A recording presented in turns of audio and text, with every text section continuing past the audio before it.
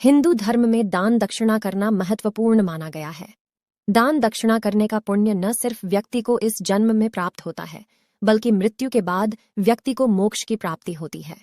वैष्णव संप्रदाय के महापुराण गरुड़ पुराण में इस बात का उल्लेख किया गया है कि जीवन काल में कुछ विशेष चीजों का दान करने से मरणोपरांत स्वर्ग के द्वार खुल जाते हैं और ऐसे लोगों को नरक की यातनाओं से मुक्ति मिलती है। गरुड़ पुराण ऐसा ग्रंथ है जिसमें जीवन और मृत्यु से जुड़े कई रहस्यों के बारे में बताया गया है। इसमें मोक्ष प्राप्ति के मार्ग के बारे में भी विस्तार पूर्वक बताया गया है। गरुड़ पुराण के अनुसार मरने के बाद किसी व्यक्ति को नरक या स्वर्ग की प्राप्ति होगी। यह काफी हद तक व्यक्ति द्वारा जीवन काल में किए कर्मों के आधार पर निर्धारित होता है।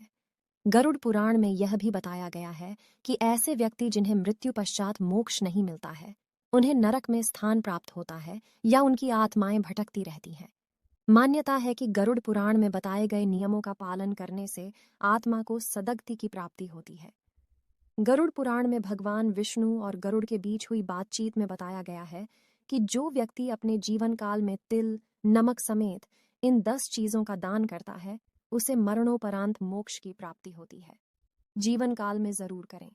इन 10 चीजों का दान गरुड़ पुराण के अनुसार जब किसी व्यक्ति की मृत्यु होती है तो उसका सब कुछ धरती पर धरा का धरा रह जाता है।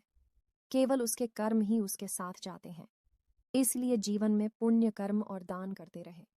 गरुड़ पुराण में व्यक्ति को अपने जीवन काल में मृत्यु से पहले तिल, स्वर्ण, सोना, नमक, जलपात्र, लोहा, रुई, भूमि, पादुका और 7 तरह के अनाजों का दान करने की बात कही गई है।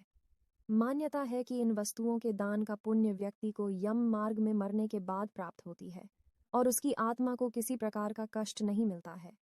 ऐसी ही रोचक जानकारी के लिए हमारे YouTube चैनल को सब्सक्राइब जरूर कीजिए। हरि ओम ओम नमः शिवाय।